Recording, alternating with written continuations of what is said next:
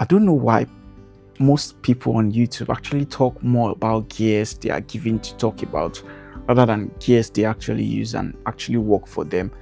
And as a cinematographer, I think we should normalize talking about equipment that we actually use, in codes that we pay for by ourselves.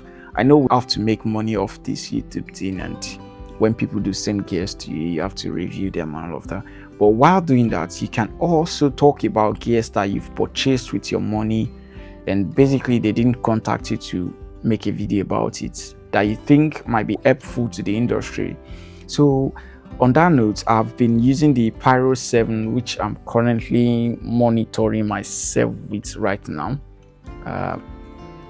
So I've been using the Pyro 7 on my Red Komodo X and almost all of my previous cameras. Prior to this time, well, I've been enjoying it. It has its own pros and cons, but I've been looking for something way more advanced for the Red Komodo X that I just recently moved to, and something that I can use for camera control.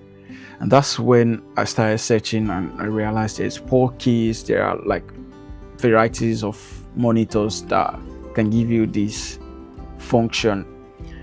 But I was not gonna spend money on any monitor again and have problem with it or not getting exactly what I want. So, and I know that one of the industry leading monitor maker or producer are SmallHD, and I've never had a chance of actually using their monitor on one of my camera or in a real life situation. I've had one on at one point just for a test, but not really for a real production. So, and I know the price is quite on the high side, and sometimes they even seem to lack like some of the, in quotes, high-end spec like brightness, like 3000 nits, 4000 nits and all of that. And to get camera control as well, you have to pay some additional money and licensing and all of that. But I found out that most people that are in like full-time filmmaking actually use one or two of these monitors. And to get the red DSMC3 by SmallHD monitor is actually a bit more expensive, but on the long run I decided to go for the Cine 7. I wanted to go for Indy 7, then I felt like if I'm spending about £1,000 and Cine 7 is about 1,800, and luckily there was a sale when I got this for about 1,600 something.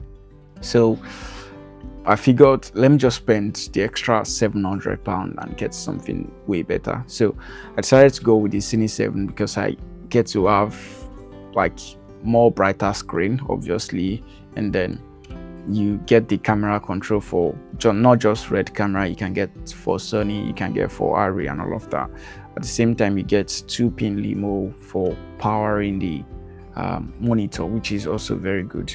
So these are like industry connectors and cables that you need and works with this monitor. So I decided to go with this one rather than the Indy 7 or this DSMC3 red SmallHD monitor.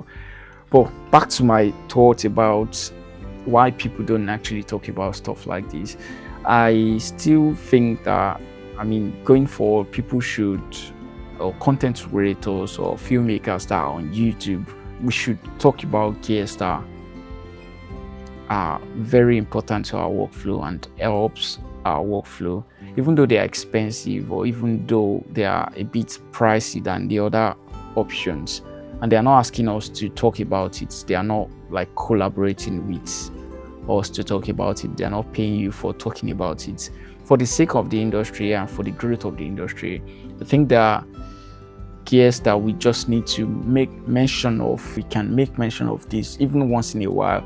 And I'm not saying you should not talk about gears that you are being given to talk about. Obviously, you have to do what you need to do for your channel. But at once in a while, just like people should try and people should make mention of gears that actually work for them, so that it doesn't look as if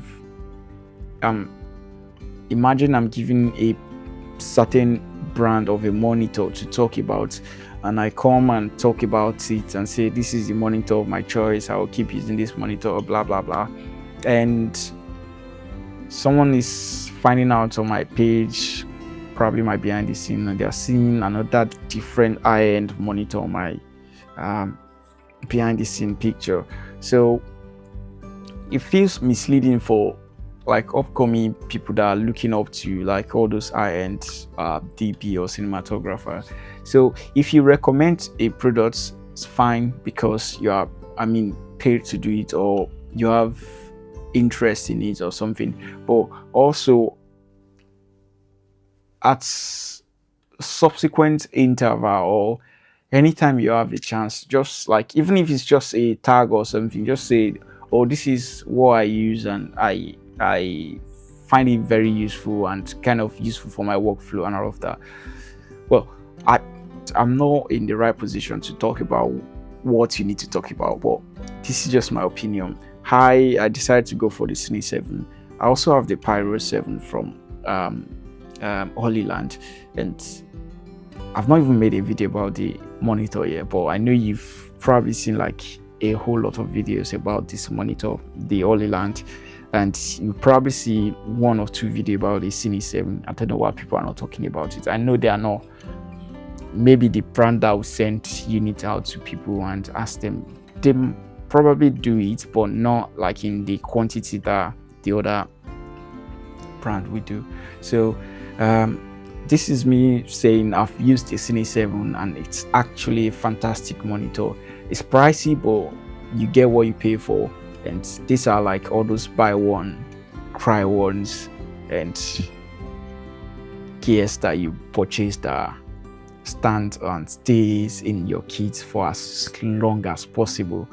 So if you are looking to get a Cine 7 or you're looking to get the Pyro 7, well, both are amazing monitor, but obviously when you pay for Cine 7, you get what you pay for. So if your budget is within the range of Paul Keys, Hollyland, every other brand out there, and you don't have much budget for like this SmallHD Indie 7, Cine 7, Ultra 7, whatever 7 you want to get, or 5, stick with the little ones and grow up to the point where you have the budget to upgrade. I've been using the Pyro 7, and prior to that I've been using the Atomos. So it's a progression. You don't need to like jump fence before you get to that stage. So keep using the one you have, or buy the one you can afford at the moment, and by the time you're growing and you're making more money in the industry and you think you need to upgrade at a point. I decided to upgrade because of the Red Komodo X,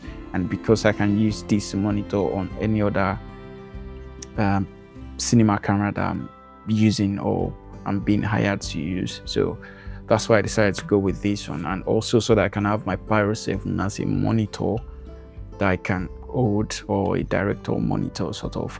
So that's my opinion. If you are interested in the Cine 7, I definitely recommend, if you have the budget, to go for it. It's a very fantastic monitor. The look, the feel is right now up there, and it's solid build, and it's light enough.